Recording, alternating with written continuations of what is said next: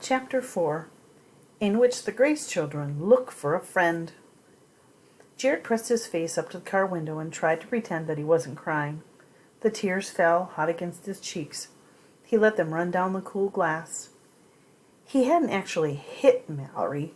Simon had grabbed his arms while Mallory kept insisting that she hadn't taken the guide. All the shouting had brought their mother in. She had dragged them out of there, with lots of apologizing to the nurse and even to Aunt Lucy, who had to be sedated. On the way to the car, his mom had told Jared he was lucky the people at the institution didn't lock him up. "Jared," Simon whispered, putting his hand on his twin's back. "What?" Jared mumbled without turning. "Maybe Thimbletack took it." Jared swiveled around in his seat. His whole body went tense. The moment he'd heard it, he knew it had to be true. It was Thimbletack's latest prank and his best revenge. His insides felt as though they'd been splashed with ice water.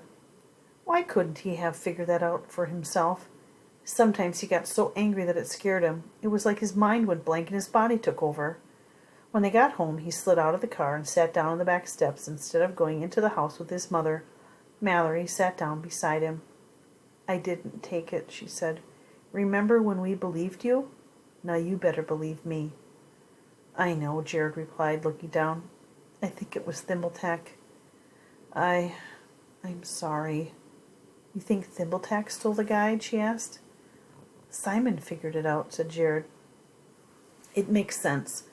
Thimbletack keeps playing pranks on me. This is just the worst one yet." Simon sat down next to Jared on the stairs. "It'll be okay. We'll find it." "Look," Mallory said, picking at the hem of her sweater where a thread had unraveled. "It's probably for the best." "No, it's not," Jared said. "Even you should see that. We can't give back what we don't have. The fairies didn't believe Aunt Lucinda when she said she didn't have the book. Why would they believe us?" Mallory scowled and didn't answer. "I was thinking," Simon said. "Aunt Lucy said that her dad abandoned them, right? But if the field guide was still hidden in the house, maybe he didn't leave on purpose. She said he would never take off without it." "Then how come the book was still hidden?" Jared asked. "If the fairies captured him, he'd have told them where it was." "Maybe he split before the fairies could catch him," Mallory said. "Let Lucy catch all the heat. Maybe he knew about the giant thing." "Arthur wouldn't do that," Jared said. As soon as he said it, however, he wondered if it was true. "Come on," said Simon. "We're never going to figure this out. Let's go visit Byron. He's probably hungry again, and it will get our minds off the guide." Mallory snorted. "Yeah, visiting a griffin living in our barn would definitely make us forget all about a book of supernatural creatures." Jared smiled vaguely. He couldn't stop thinking about the book, about Aunt Lucy and Arthur, and about himself and Mallory, and the anger he didn't know what to do with. Jared looked over at her. "I'm sorry I tried to hit you." Mallory ruffled his hair and stood up. "You hit like a girl anyway." "I do not," Jared said, but he got up and followed her and Simon inside with a grin. An old yellow piece of paper was lying on the kitchen table. Jared took a step closer. A poem had been scribbled on it. "Thimbletack," Jared said. "Rash child who thinks he's smart, wondering about your book. Maybe I'm tearing it apart, or hiding it where you won't look." "Wow, he's really mad," said Simon. Jared was torn between relief and horror. The book was with Thimbletack. But what had he done with it? Had it really been destroyed? "Hey, I know," Mallory offered hopefully. "Aunt Lucy's jacks and marbles. We could leave them for him." "I'll write a note." Simon turned over the paper and scrawled something on the back. "What does it say?" Mallory asked. "We're sorry," read Simon. Jared eyed the note skeptically. "I'm not sure if that and a bunch of old toys will be enough." Simon shrugged. "He can't stay mad forever." Jared was afraid he could do exactly that. Oh, what a beautiful picture. Byron was sleeping. Look at the griffin. Byron was sleeping when they went to check on him, his feathery sides heaving with each breath. His eyes darted back and forth beneath shut lids. Simon pointed out that they probably shouldn't try to wake him, so they left another plate of meat by his beak and walked back to the house. Mallory suggested a game, but Jared was too nervous to do anything except to try to figure out where Thimbletack could have hidden the guide. He paced the room, trying to think. Maybe it was like a riddle, with a way to solve the puzzle. He thought about the note again, turning it over in his mind, looking for clues. It can't be inside the walls. Mallory sat cross-legged on the couch. It's too big. How could he get it in there? There are lots of rooms we've never even been in, Simon said, perching next to her. Lots of places we haven't looked. Jared stopped mid-stride. Wait. What about right in front of us? What? Asked Simon. In Arthur's library, there are so many books up there, we would never notice it. Hey, that's true, Mallory said. Yeah, said Simon, and even if the guide isn't there, who knows what else we'll find? The three went upstairs into the hall and opened the closet door. Crouching down, Jared crawled through the secret passage underneath the lower shelf and made his way into Arthur's library. The walls were lined with bookshelves, except for where a large painting of the great-uncle hung.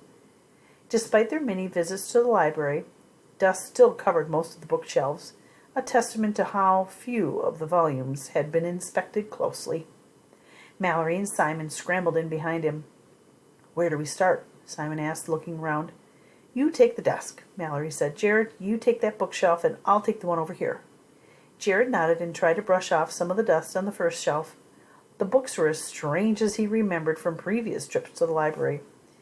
Physiognomy of wings, impact of scales on musculature, venoms of the world, and details of draconite.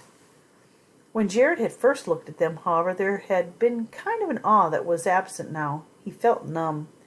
The book was gone.